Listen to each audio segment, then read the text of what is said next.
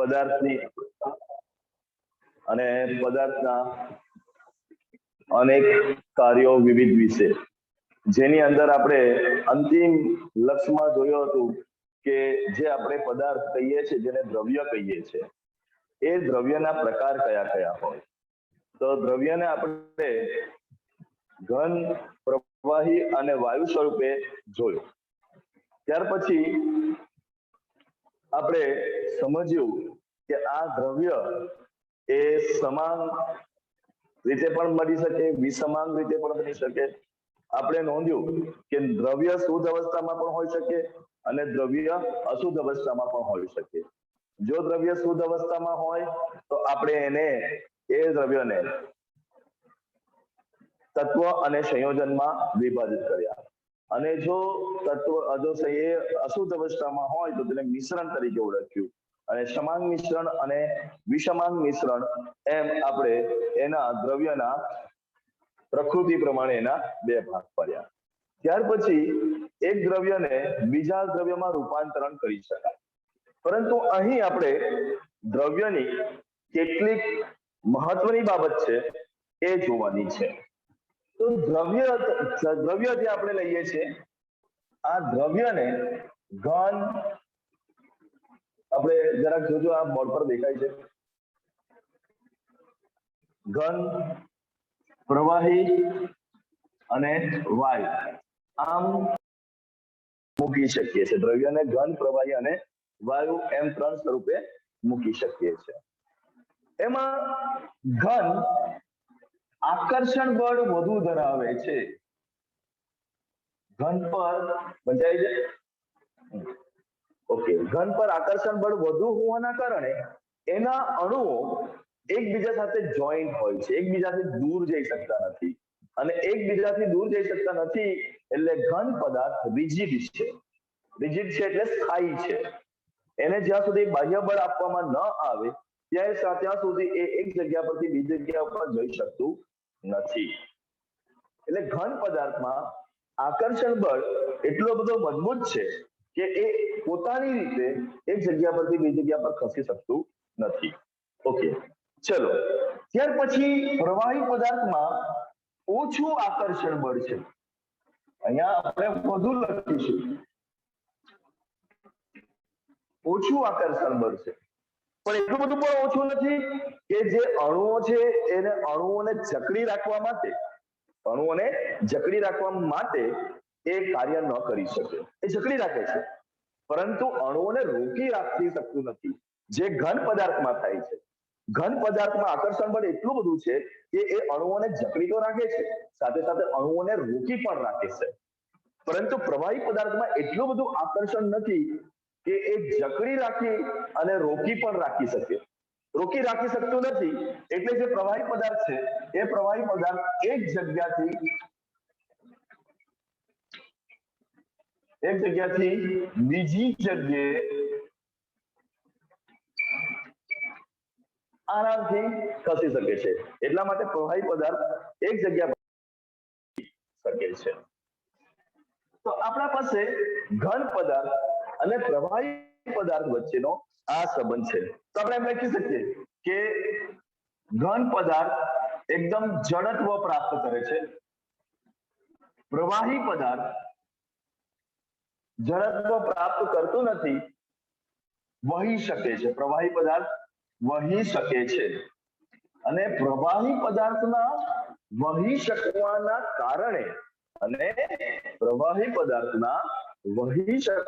કારણે એ દ્રવ્યને આપણે દ્રવ તરીકે ઓળખીએ છીએ. તો પ્રવાહી પદાર્થ છે એ દ્રવ છે, કારણ કે એ એક જગ્યા પરથી બીજી જગ્યા ઉપર વહી શકે છે. વાયુ પદાર્થમાં વિદ્યાર્થી મિત્રો એટલું બધું આપણા પાસે નહિવત આકર્ષણ બળ હોય છે કે નહીં એ તો આકર્ષણ બળ અણુઓને એકબીજા સાથે જકડી રાખે છે, એટલા માટે કોઈ આકાર પણ પ્રાપ્ત કરી શકતા નથી, અને તેઓ હંમેશા પ્રસરણ પામતા હોય છે. પ્રવાહી પદાર્થને જગ્યા મળે તો જ પ્રસરણ પામે છે, પરંતુ વાયુ પદાર્થને એવી જગ્યાની કોઈ પડી હોતી નથી. આમ ઘન પદાર્થ પાસે જડત્વ હોવાના કારણે એ ચોક્કસ કદ અને ચોક્કસ આકાર ધરાવી શકે છે. ઓકે, પ્રવાહી પદાર્થ પાસે એટલું બધું આકર્ષણ બળ નથી એટલે એ કદ ધરાવી શકે છે પણ આકાર ધરાવી શકતું નથી. જ્યારે વાયુ પદાર્થ પાસે તો કોઈ પણ પ્રકારનું આકર્ષણ નથી એટલે કદ પણ પાત્રનું હશે અને આકાર પણ પાત્રનો હશે. તો આ આપણા પાસે માહિતી છે કે એક પદાર્થ એક જગ્યા પરથી બીજી જગ્યા ઉપર જાય તો એ કેવી રીતે કાર્ય કરી શકે. ઓકે, તો આપણે આ પદાર્થોના વાત કરી રહ્યા હતા. ઓકે, તો પદાર્થની આપણે અવસ્થા અને પદાર્થના આ ગુણધર્મ ઉપર ચર્ચા કરી રહ્યા છે. જ્યારે પદાર્થના પ્રકાર જોયા એમાં એક પ્રકારમાં શુદ્ધ આપણે જોયું કે અહીંયા લખીએ આપણે દ્રવની અંદર આપણે એવું લખ્યું કે શુદ્ધ અવસ્થામાં આપણે બે ભાગ પાડ્યા હતા, એક તત્વ અને બીજું સંયોજન. શુદ્ધ અવસ્થાના આપણે બે ભાગ પાડ્યા હતા, તત્વ અને સંયોજન. તો અહીંયા મુખ્ય મુદ્દો છે કે તત્વ કોને કહી શકાય. તો વિદ્યાર્થી મિત્રો, તત્વ એ એક પરમાણુ છે જે પોતાનું અસ્તિત્વ ધરાવે છે અને તે કોઈ અન્ય પ્રકારે હોઈ શકતું નથી. તત્વ એક પરમાણુ છે તે પોતાની રીતે અસ્તિત્વ ધરાવે છે. ઓકે, અને તે અન્ય સાથે કોઈ સંબંધ ધરાવતું નથી. ઓકે, સંયોજન તત્વના એકબીજા સાથેના પ્રક્રિયાને કારણે, એકબીજા સાથેના સંયોજનના કારણે જે પદાર્થ બને છે એને સંયોજન કહીએ છીએ. એટલે સંયોજન એટલે બે તત્વ કે બે થી વધારે તત્વો જોડાઈને જે આપણા પાસે નવો પદાર્થ બને છે તે પણ શુદ્ધ અવસ્થાનો હોય છે અને તેના માટે આપણે અણુ શબ્દ વાપરી શકીએ છીએ. આમ પરમાણુ સમજૂતીની અંદર આપણે આગળ ચર્ચા કરી છે અને આપણે ચર્ચા પણ કરી છે કે પરમાણુઓ ભેગા થાય છે અને અણુઓ બને છે. આપણે ચર્ચા કરી છે કે પરમાણુઓ ભેગા થાય અને અણુઓ બને છે. અહીં આપણે આ પ્રકારની ચર્ચા કરેલી હતી. અગર તમને યાદ હોય, હાઇડ્રોજનનો એક પરમાણુ છે, ક્લોરીનનો એક પરમાણુ છે અને એ બે ભેગા થાય છે અને HCl બને છે. તો એ HCl એક અણુ છે. દાખલા તરીકે ઓક્સિજનનો એક અણુ છે વત્તા ઓક્સિજનનો આ બીજો અણુ છે. આ બે ભેગા થાય અને આ રીતે બે ઓક્સિજન એક સાથે રહે છે. આ પણ અણુ છે અને એને આપણે O2 તરીકે ઓળખીએ છીએ. તો આમ ઓક્સિજન એ પણ આપણા પાસે પરમાણુ અને અણુ તરીકે ઓળખી શકાય છે. જરૂરી નથી કે બે જ પરમાણુઓ ભેગા થાય. દાખલા તરીકે એક ઓક્સિજનનો પરમાણુ છે એના સાથે બે હાઇડ્રોજનના પરમાણુ જોડાઈ જાય તો અહીંયા ઓક્સિજન, અહીંયા હાઇડ્રોજન. આ રીતે એકથી વધારે પરમાણુઓ જોડાઈને પણ અણુઓ બની શકે છે. આ પાણીનો અણુ છે, કાર્બન ડાયોક્સાઇડનો અણુ છે. આમ આપણા પાસે ઘણી બધા અણુઓ છે. તો વિદ્યાર્થી મિત્રો, આ છે આપણા પાસે દ્રવ્ય તેના જુદા જુદા પ્રમાણમાં કે દ્રવ્ય એ આપણે શુદ્ધ સ્વરૂપે જોઈએ તો તત્વ અને સંયોજન. મિશ્રણ તો આપણને ખબર જ છે, મિશ્રણના બે પ્રકાર છે, સમાન મિશ્રણ અને વિસમાન મિશ્રણ. તો વિદ્યાર્થી મિત્રો, આ આપણી રસાયણ વિજ્ઞાનની દુનિયા છે. પરંતુ રસાયણ વિજ્ઞાનની દુનિયા હોય કે કોઈ બીજી દુનિયા હોય, સૌથી મહત્વની વાત છે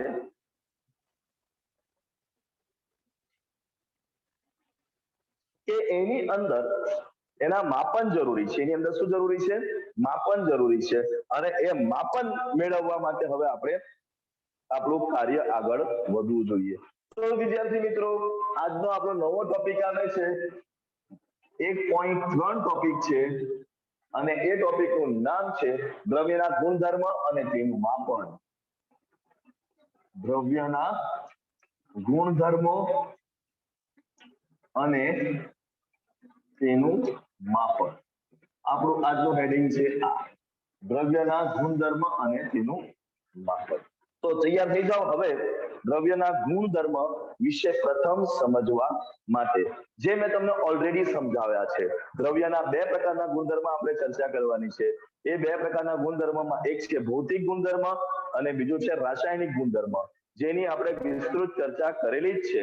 ભૌતિક ગુણધર્મ એટલે તેનો આકાર, તેને ગોઠવણી, તેનો રંગ, તેનું ઉત્કલન બિંદુ, તેનું ગલન બિંદુ વગેરે વગેરે આપણે ભૌતિક ગુણધર્મમાં લઈએ છીએ. હાઇડ્રોજન સાથે પ્રક્રિયા કરશે, ઓક્સિજન સાથે પ્રક્રિયા કરશે કે નહીં, આ બધા ગુણધર્મને આપણે એના રાસાયણિક ગુણધર્મ તરીકે લઈએ છીએ. પરંતુ ભૌતિક ગુણધર્મ હોય કે રાસાયણિક ગુણધર્મ હોય, બે વચ્ચે કમ્પેરિઝન કરવું જરૂરી છે. સોરી, દાખલા તરીકે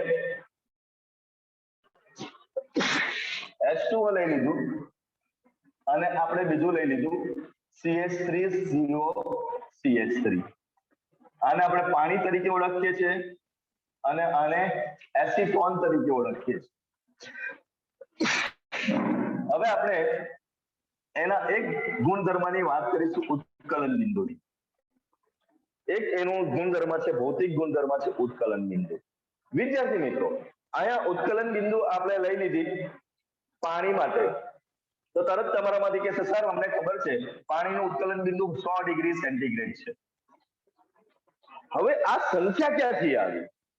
એ સંખ્યા અગર તમે પાણી અને એસિટોનની સંખ્યા ન લખો, કે સપોઝ કે આનો આપણે 35 ડિગ્રી સેન્ટીગ્રેડ નહીં લખીએ, તો ત્યાં સુધી આ બંને વચ્ચેનો તફાવત ખબર ના પડે. એટલે કોઈ પણ રાસાયણિક ગુણધર્મ હોય કે કોઈ પણ ભૌતિક ગુણધર્મ હોય, એનું માપન કરવું જરૂરી છે. આ 100 સંખ્યા ક્યાંથી આવી, આ 35 સંખ્યા ક્યાંથી આવી, એ જાણવું જરૂરી છે. જો તમને આની જ સમજ ના હોય, એ વચ્ચેનો સંખ્યા જ ખબર ના હોય, તો તમે કોઈ સરખામણી કરી શકો નહીં અને એ ભૌતિક ગુણધર્મ નકામો થઈ જાય. એટલા માટે આપણે હવેથી આ ભૌતિક ગુણધર્મને સંખ્યાત્મક ગુણધર્મ તરીકે મેળવવાનો પ્રયત્ન કરીશું. અને એને સંખ્યાત્મક ગુણધર્મ મેળવવા માટે આપણા પાસે જુદી જુદી પદ્ધતિઓ છે. અને એ જુદી જુદી પદ્ધતિઓમાંથી સૌથી વધારે ફેમસ અને ઉપયોગી હોય તો એ ઇંગ્લિશ પદ્ધતિ છે, જેને આપણે મેટ્રિક પદ્ધતિ તરીકે ઓળખીએ છીએ. આમ તો આપણા પાસે ઘણી બધી પદ્ધતિઓ છે, ઓકે, પરંતુ તેમાંથી સૌથી ફેમસ હોય તો એ મેટ્રિક પદ્ધતિ છે, જેને આપણે CGPM તરીકે ઓળખીએ છીએ. તો હવેથી તમારે યાદ રાખવાનું છે કે CGPM નું ફૂલ ફોર્મ શું છે. ઓકે, CGPM તમારામાં કામનું છે, એટલા માટે તમારે CGPM નું ફૂલ ફોર્મ યાદ રાખવાનું છે. તો CGPM એકમ, ઓકે, ચોપડીમાં આપ્યું જ છે, બધા એ જોઈ શકો છો. CGPM નું full form, okay, conference general. CG નો મતલબ થશે કોન્ફરન્સ જનરલ. એક જનરલ કોન્ફરન્સ થઈ છે, ઓકે, અને એ ફ્રેન્ચમાં થઈ હતી, એટલા માટે એને ધ લખવાના બદલે 10 લખશે. શું લખશે? 10. પોઈસ એટલે વજન. પોઈસ એટલે એનો અર્થ થાય છે વજન. તો પોઈસ. અને બીજું એમ માટે આપણા પાસે બીજું છે, તો તેને કહેવામાં આવશે મેઝર્સ. ઓકે, તો આ પોઈન્ટ એન્ડ મેઝર્સ. પણ અહીંયા આપણા પાસે એન્ડ લખેલો ના હોય, એટ લખેલો હશે, એટ મેઝર્સ. તો આ ફૂલ ફોર્મ છે CGPM એકમ. તો એક ઓર્ગેનાઇઝેશન તૈયાર થયું અને આ ઓર્ગેનાઇઝેશન ગવર્મેન્ટલ બોડી છે અને એણે નક્કી કર્યું છે કે હવે પછી આપણે કેવી રીતે એકમોને વાપરવાનું. અને એ એકમોને વાપરવા માટે એ લોકોએ જે પ્રક્રિયા આપી છે, એ પ્રક્રિયાને આપણે આજે SI એકમ તરીકે ઓળખીએ છીએ. Standard unit position. એને શું કહેશું આપણે? Standard unit position. ઓકે, તો આ છે આપણા પાસે એક નવી સંસ્થા CGPM એકમ પદ્ધતિ છે, જેમાં SI એકમ તરીકે આપણે ઘણા બધાને ચોક્કસ સ્ટાન્ડર્ડાઇઝેશન કરેલા છે. ઓકે, અને આપણે હવે પછી એસઆઈ એકમનો જ ઉપયોગ કરીશું જ્યાં જ્યાં વસ્તુ આવશે એસઆઈ એકમમાં હશે. તો સીજીપીએમ નો ફૂલ ફોર્મ તમારે યાદ રાખવાનું છે, conference general dash points and measures. Okay, આ આપણે એનું યાદ રાખવાની પ્રયત્ન કરીશું. તો એકમ પદ્ધતિ છે. હવે ડિયર સ્ટુડન્ટ, તમારા મનમાં પ્રશ્ન થશે, સર ચાલો બધું બરાબર છે કે આપણે આ મેઝર એટલે કે દ્રવ્યના ગુણધર્મને તેનું માપન કરવા જઈ રહ્યા છે, પણ માપન કોનું કરવું? તો હવે માપન કોઈ ચોક્કસ રાશિનું જ માપન કરવાનું હોય. એટલે કોઈ પણ પદાર્થ મેં તમને આપ્યો આ પદાર્થ વિશે, તો આ પદાર્થ તમને દેખાય છે એના વિશે તમે શું માપી શકો? એક એની લંબાઈ માપી શકો, જાડાઈ પહોળાઈ બધું લંબાઈમાં જાય. પહેલી શું માપી શકો? લંબાઈ. પછી લંબાઈ પર આધારિત ક્ષેત્રફળ, ઘનફળ કે પરિમિતિ બધું આવતું હોય, એ પણ બધું જ કોના ઉપર ડિપેન્ડ છે? છેલ્લે છેલ્લે લંબાઈ પર. ચલો, બીજું એનું વજન. હિમાંશુ કરેક્ટ. બીજું એનું આપણે શું માપી શકીએ છીએ? દળ. હવે વજન શબ્દ પણ ચાલશે, પણ વજન કરતા દળ વધારે મહત્વનું છે. તમે ભૌતિક વિજ્ઞાનમાં ભણશો કે દળ અને વજન વચ્ચે ખૂબ જ મોટો તફાવત છે. એટલે આપણે વેઇટ એટલે કે દળ બરાબર એ માપી શકીએ છીએ. કદ, દીકરા પટેલ હેડ, કદ એ કદ લંબાઈની અંદર જ આવી જાય છે, એ એક જ રાશિ ગણાશે. કદ અને લંબાઈ પહોળાઈ બધું એક જ કહેવાય. ઓકે, પછી આપણા પાસે છે સમય. તો હું લખતો જાઉં છું કે અહીંયા આપણે કઈ રાશિનો ઉપયોગ કરવા જઈ રહ્યા છે એનું લખાણ. ઓકે, તો આપણા પાસે રાશિ છે, બધાથી પહેલી લંબાઈ નામની રાશિ છે. ઓકે, બીજી રાશિ છે આપણા પાસે દળ, ત્રીજી રાશિ છે સમય, ત્રીજી રાશિ છે સમય, પછી છે વિદ્યુત પ્રવાહ.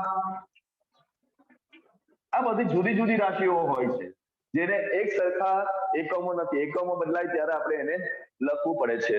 તાપમાન, ઓકે, તાપમાન છે. ત્યાર પછી આપણા પાસે પદાર્થનો જથ્થો, એટલે ખાલી જથ્થો લખીશું, ક્વોન્ટિટી. અને છેલ્લે છે પ્રકાશની તીવ્રતા. પ્રકાશની તીવ્રતા. ઓકે, તો સીજીપીએમ એકમની અંદર આ 7 પરિમાણો 1 2 3 4 5 6 7 પરિમાણો માન્ય કરવામાં આવેલા છે. અને હવે તેમના ચિહ્ન પણ નક્કી છે, એના સિમ્બોલ પણ નક્કી છે. લંબાઈ માટે ચિહ્ન લેવામાં આવ્યું છે L, દળ માટે ચિહ્ન તમે M પણ લઈ શકો અને W પણ લઈ શકો, પણ M. સમય માટે T, સમય માટે સૂત્ર રાખેલું છે T છે. વિદ્યુત પ્રવાહ માટે I. હવે અહીંયા તમારે સ્મોલ કેપિટલ બધું ધ્યાન રાખવાનું છે. કેમ? તો તાપમાન માટે પણ T છે, તો સમય માટે નાનો T છે અને તાપમાન માટે કેપિટલ T છે. એટલું તમારે યાદ રાખવાનું છે. જે પદાર્થનો જથ્થો છે એને આપણે n, સ્મોલ n છે, ધ્યાન રાખજો. અને પ્રકાશની તીવ્રતા છે, એ પ્રકાશની તીવ્રતા માટે I. હવે અહીં પ્રોબ્લેમ થાય છે, જો તમે બંને એક સરખા થઈ ગયા છે. ઓકે, કયા કયા? તો આ પણ I છે અને આ પણ I છે, તો આની નીચે F લખી દેવામાં આવશે, તીવ્રતા, ફ્રીક્વન્સી. ઓકે, એટલા માટે આપણે એને IF તરીકે ઓળખીશું. તો આ જુદું પડી જાય, તો એના ચિહ્ન રાખવામાં આવેલા છે. તો ચિહ્નને એકોર્ડિંગ ટુ તમે કાર્ય કરી શકો છો. ચલો, હવે એ તૈયાર થઈ ગયા પછી હવે આપણે એનો એકમ અહીંયા લખીશું, અને એકમ પણ કયો હશે? SI એકમ. ઓકે, તો SI એકમની અંદર આપણે લંબાઈનો એકમ લઈએ છીએ મીટર. લંબાઈ માટે શું વાપરીએ છીએ? મીટર. ઓકે, દળ માટે કિલોગ્રામ. દળ માટે વેરી ગુડ, શાબાશ, કિલોગ્રામ. મસ્ત જવાબ આપી રહ્યા છો, શાબાશ, આગળ ચાલો. પછી સમય માટે, સમય માટે કયો એકમ આવશે? સેકન્ડ. કલાક પણ હોય, દિવસ પણ હોય, પરંતુ SI એકમ તરીકે આપણે એને સેકન્ડ લઈએ છીએ. વિદ્યુત પ્રવાહ માટે એમ્પિયર એકમ છે, એ તમારે ધ્યાન રાખવાનું છે. એમ્પિયર નામનો એકમ છે વિદ્યુત પ્રવાહ માટે. ઓકે, પછી તાપમાન માટે ડિગ્રી સેન્ટીગ્રેડ રાખીશું કે કેલ્વિન રાખીશું, તમારી શી ઈચ્છા છે? કેલ્વિન રાખીશું. સારું, તો તમારી ઈચ્છાને માન આપીએ. કેલ્વિન એકમ છે. ત્યાર પછી પદાર્થના જથ્થા માટે, આ પદાર્થનો જથ્થા માટે કેમેસ્ટ્રીમાં બહુ કામ લાગશે, એટલે તમારે આ મોલ શબ્દ તો યાદ રાખી જ લેવાનો. મોલ વગર કેમેસ્ટ્રી ચાલશે નહીં, એટલે મોલ યાદ રાખવાનો. અને છેલ્લે છે કેન્ડેલા. શું છે છેલ્લે? કેન્ડેલા. એ કેન્ડેલા એકમ પ્રકાશની તીવ્રતાનો છે. તો આ આપણા પાસે એકમ છે. હવે આપણે એકમના ચિહ્ન લખીશું, બરાબર, કે કયા એકમને શું ચિહ્નથી બદલાવવામાં આવે છે. તો વિદ્યાર્થી મિત્રો, લંબાઈ માટે એમ, દળ માટે કિલોગ્રામ. હવે તમે ભૌતિક વિજ્ઞાનમાં શીખ્યા જ હશો, બરાબર, કે કિલોગ્રામમાં કેપિટલ કે આવવો જોઈએ નહીં, એટલે કેપિટલ કે લખેલો હોય તો ના ચાલે. સેકન્ડ, એમ્પિયર નો કેપિટલ એ જ હોવો જોઈએ, કેલ્વિન નો કેપિટલ કે જ હોવો જોઈએ, મોલ માટે સ્મોલ MOL જ લખાયેલું રહેવું જોઈએ, બરાબર. અને કેન્ડેલા માટે CAL કે CAG લેવાનું, એ વિચારી લેજો, બરાબર. શું રાખવું છે તમારે? ડી. ઓકે, તો આ છે આપણા પાસે એકમની માહિતી. ઓકે, તો કોઈને ડાઉટ હોય આમાં તો પૂછી શકો, પણ મને નહીં લાગતું કે આમાં કોઈને ડાઉટ હોય, બધા ગોખી મારેલું હશે. ઓકે, તો આ વસ્તુ તમારે ધ્યાનમાં રાખવાનું છે, એકમ. હવે એ બધાની તમને વ્યાખ્યા આપેલી હશે, અને એ વ્યાખ્યા આપણે લંબાઈ કોને કહેવાય તો તેની વ્યાખ્યા સમજવાની. દળનો એકમ કિલોગ્રામ છે, કિલોગ્રામની વ્યાખ્યા સમજવાની છે. ઓકે, તો એ વ્યાખ્યા અગર તમને જોશો તો મજા આવશે. કેટલા જણને વ્યાખ્યાઓ આવડે છે આની બધાની? દાખલા તરીકે લંબાઈનો એકમ મીટરની વ્યાખ્યા કેવી રીતે કરશો? ચલો, કોણ બતાવશે મીટરની વ્યાખ્યા? તમારા પાસે ચોપડી હોય તો ચોપડીમાં જોઈ શકો છો, કારણ કે ચોપડીમાં લખાણ જો તમને સમજણ પડી જતી હોય તો વેરી ગુડ. કેટલા જણને આવડી જશે? આ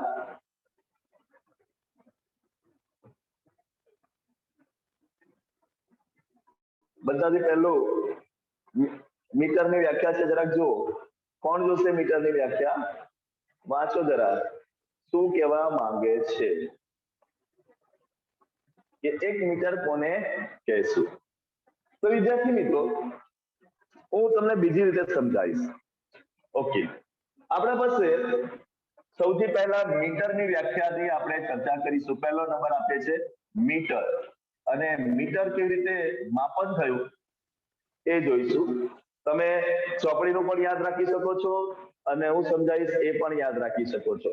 9મા ધોરણમાં ભૌતિક વિજ્ઞાનમાં તમે ભણ્યા છો, વેગ બરાબર અંતર ભાગ્યા સમય.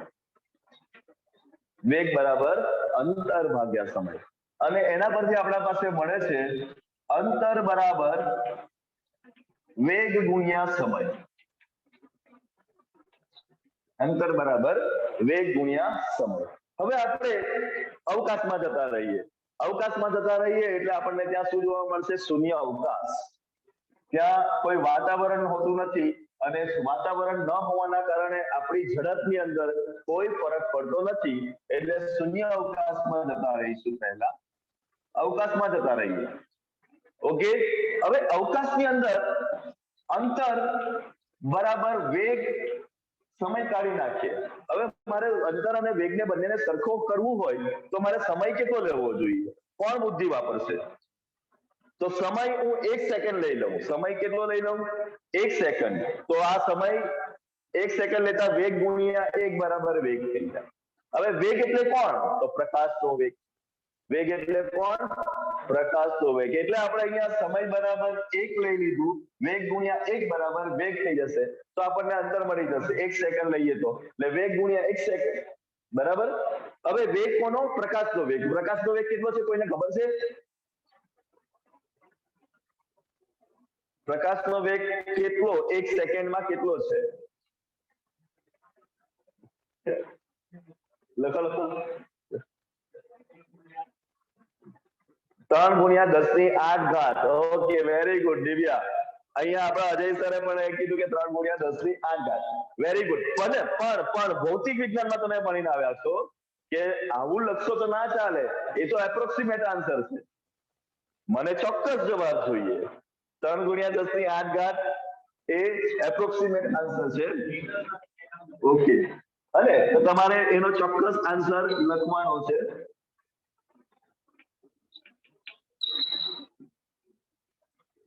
ઓકે, તો મને કોઈ ચોક્કસ આન્સર જોઈશે. 3 ગુણ્યા 10 ની 8 ના ચાલે, મને ચોક્કસ આન્સર જોઈએ. તો ચોક્કસ એનો આન્સર શું છે? 1 સેકન્ડમાં પ્રકાશનો વેગ આ છે 2.99 7924 અને 58 ઇન્ટુ 10 નો 8 ઘાત. આ પ્રકાશનો 299 2.99 7924 ઇન્ટુ, તમે સાચા છો, હા તમે સાચા છો, પણ સાચો આન્સર આ છે. એટલે હકીકતમાં આપણે 10 ને 8 વડે ગુણી નાખીએ તો કોઈ પણ પ્રકાશે અથવા કોઈ પણ પદાર્થે 1 સેકન્ડમાં કેટલું અંતર કાપ્યું હોય? 2 9 9 7 9 2 4 5 8 જેટલું અંતર કાપ્યું હોય તો તે અંતરને આપણે શું કહીશું? 1 મીટર તરીકે ઓળખીશું. એટલે હવે ચોપડીની વ્યાખ્યા જો, ચોપડીમાં શું લખેલું છે? 1 સેકન્ડના 1/2299 792 458 ભાગના સમયગાળા દરમિયાન પ્રકાશે શૂન્ય અવકાશમાં કાપેલા અંતરને 1 મીટર તરીકે ઓળખાય છે. એટલે 1 સેકન્ડનો આટલો ભાગ થાય, આ પ્રકાશનો વેગ જ છે, આ બીજું કશું નથી પણ પ્રકાશનો વેગ છે. એટલે એ મીટરની વ્યાખ્યા તમે સમજી શકો છો કે મીટરની વ્યાખ્યા કેવી રીતે આવશે. તો એકમ સેકન્ડમાં, બરાબર. હવે એકમ સેકન્ડ કોને કહીશું? તો એકમ સેકન્ડ અહીંયા 1/299 792 458 ભાગ, બરાબર, પ્રકાશની ઝડપનો. એટલા સેકન્ડમાં જે કાપેલો અંતર છે એને આપણે 1 મીટર તરીકે ઓળખીએ છીએ. ઓકે, હવે કિલોગ્રામ. તો કિલોગ્રામને સમજવા માટે આપણે એવું સમજીશું કે સમજો કે તમારા પાસે એક વજન કાંટો આપી દીધો, ઓકે, અને વજન કાંટો આપીને મેં એવું તમને કીધું કે આ પથ્થર છે એ 1 કિલોગ્રામ છે. એટલે તમે શું કરશો? એ પથ્થર મૂકશો અને એટલું જ લોખંડ બાજુમાં મૂકીને તેના ઉપર લખી દેશો 1 કિલોગ્રામ. બીજું લોખંડ લાવશો, એટલું જ લખીને તેના ઉપર 1 કિલોગ્રામ, બંને સરખું થતું જાય. એને પ્રોટોટાઇપ કહેવાય. એને શું કહેવામાં આવે છે? પ્રોટોટાઇપ, આદિ સ્વરૂપ એવું કહેવામાં આવે છે. એટલે ચોક્કસ એક વજન નક્કી કરી લીધું કોણે? ઇન્ટરનેશનલ યુનિટ વાળા હોય, ઓકે, અને એના ઉપરથી પછી એ લોકોએ શું કર્યું? સ્ટાન્ડર્ડાઇઝેશન કર્યું અને 1 કિલોગ્રામ આપણા પાસે તૈયાર થયું. સમયનો એકમ. હવે સમયનો એકમ સમજવા માટે તમારે બે વસ્તુ સમજવાની છે કે કોઈ પણ પદાર્થ, કોઈ એક તત્વ લઈ લઈએ, તત્વની બે અવસ્થા હોય, એક ભૂમિ અવસ્થા હોય અને બીજી ઉત્તેજિત અવસ્થા હોય. તમારી પણ બે અવસ્થા છે, તમારી પણ એક ભૂમિ અવસ્થા છે. હમણાં તમારી અવસ્થા છે એ ભૂમિ અવસ્થા છે, પરંતુ જ્યારે તમારી પરીક્ષા આવશે ત્યારે તમે ઉત્તેજિત થઈ ગયા છો. હવે જવાબ આવડશે, પરીક્ષા થશે, આ થશે, તે થશે. કોઈ તમને ગુસ્સો કરાવડાવે છે તો તમે ઉત્તેજિત થઈ ગયા છો, ગુસ્સામાં આવી ગયા છો.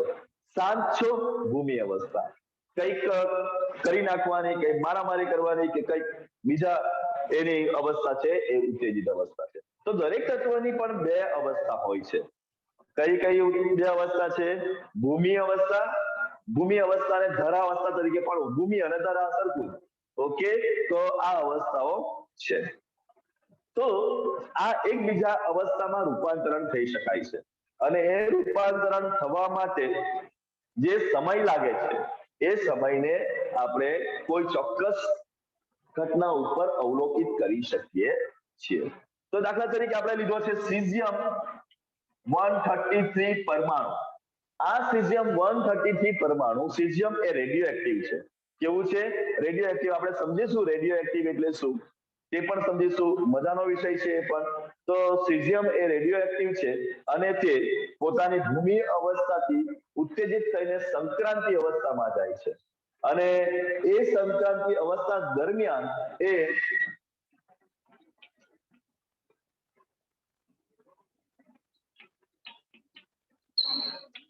આટલા આવર્તના સમયગાળા દરમિયાન વિકિરણ ઉત્પન્ન કરે છે.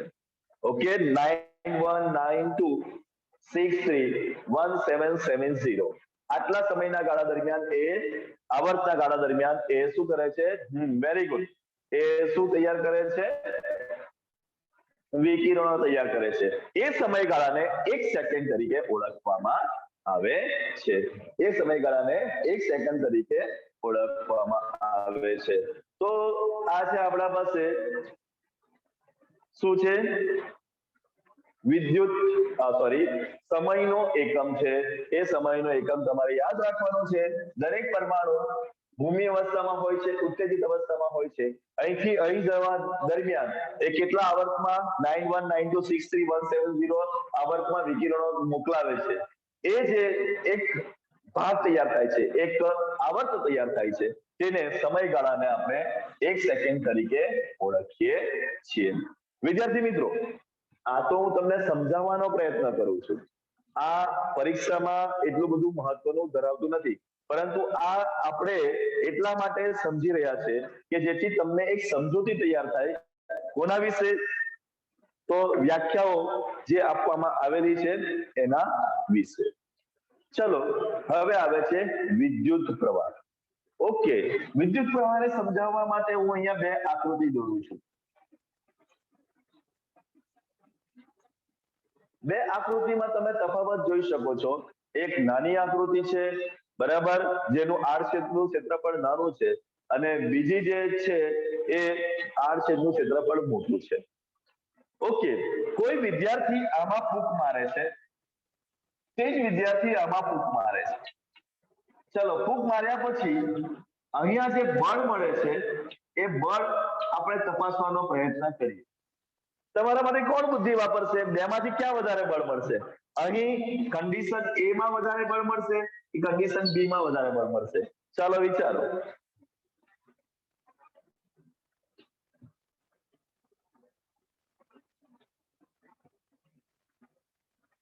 કેમ ભાઈ બધા એ જવાબ આપી રહ્યા છે? શાબાશ. ચલો, માની લીધું કે તમારો જવાબ એ છે, પણ જવાબ એ કેમ આવે? તો તમે જોયું હશે, કોઈ દાડો તમે પાઇપ માંથી પાણી સીંચ્યું હશે, તો પાણી સીંચ્યું હશે ત્યારે તમે જોયું હશે કે તમે પાઇપ ખોલો છો તો પાણી આમ કરીને અહીંયા પડી જાય છે, પણ જેમ તમારો અંગૂઠો તમે ઉપર દબાવતા જાવ છો, પાણી દૂર સુધી જાય છે. મતલબ ક્ષેત્રફળ જેમ નાનું થતું જાય તેમ તેટલા પ્રવાહનું બળ છે એ વધારે મળતું. ક્ષેત્રફળ નાનું કરી નાખીએ, નાનું કરતા કેટલું કરી નાખીએ? નહિવત કરી નાખીએ. ક્ષેત્રફળને, આડછેદના ક્ષેત્રફળને નાનું કરી નાખીએ, અને નાનું કર્યા પછી 1 મીટર અંતરે ગોઠવેલા એક વાહકનું જે આ બળ છે કેટલા દૂર સુધી મોકલી શકે છે? એ બળ 2 × 10⁻⁷ ન્યૂટન પ્રતિ મીટર હોય તો તેને આપણે 1 એમ્પિયર તરીકે ઓળખીએ છીએ. કેટલું હોય છે? 2 × 10⁻⁷ ન્યૂટન પર મીટર હોય. આમાંથી નીકળતો ઇલેક્ટ્રોનનો જે પ્રવાહનું બળ છે એ કેટલું રહેવું જોઈએ? 7 જેટલું રહે તો તેને આપણે 1 એમ્પિયર તરીકે ઓળખીએ છીએ. ઓકે, તો આ છે આપણા પાસે માહિતી. ઓકે, ચલો હવે આપણે ઉષ્માગતીય તાપમાનનો એકમ ટાઈમ થઈ ગયો એમ ને? સારું, તો તમે વાંચી લેજો, બરાબર. અમુક જ વસ્તુ બાકી રહ્યું છે એ વાંચી લેજો. આજના ક્વેશ્ચન આન્સરમાં વિદ્યાર્થી મિત્રો MCQ તો રહેવાના જ છે, આમાંથી આવશે. હવે એક ક્વેશ્ચન આન્સર ની અંદર 2 જ ક્વેશ્ચન છે આજના માટે. એક કે એસઆઈ એકમ કોને કહેવાય અને કયા કયા એસઆઈ એકમો છે અને તેના ચિહ્નોની સમજૂતી આપો. બરાબર, તો એસઆઈ એકમ કોને કહેવાય તે લખવાનું, અને એની અંદર એના કયા કયા ભાગ આવે છે એની સમજૂતી આપવાની છે. દાખલા તરીકે અંતર, તો અંતર માટે જે સિમ્બોલ છે એ એલ છે અને તેનો એકમ મીટર છે અને મીટરને આપણે એમ તરીકે ઓળખીએ છીએ. ઓકે, તો આ સમજૂતી આપવાની છે. બીજો પ્રશ્ન છે આપણા માટે, તો બીજો પ્રશ્ન છે કે ઇમ્પોર્ટન્ટ પ્રશ્ન છે બીજો, કે પદાર્થને દ્રવ્ય તરીકે ઓળખવામાં આવે છે, પરંતુ આપણા પાસે ઘન, પ્રવાહી અને વાયુ પૈકી બે પદાર્થો દ્રવ તરીકે ઓળખાય છે અને એક પદાર્થ દ્રવ તરીકે ઓળખાતો નથી. તો ઘન પદાર્થ દ્રવ તરીકે ઓળખાતો નથી, તેને જડ કહેવામાં આવે છે. કેમ ઘન પદાર્થને જડ કહેવામાં આવે છે?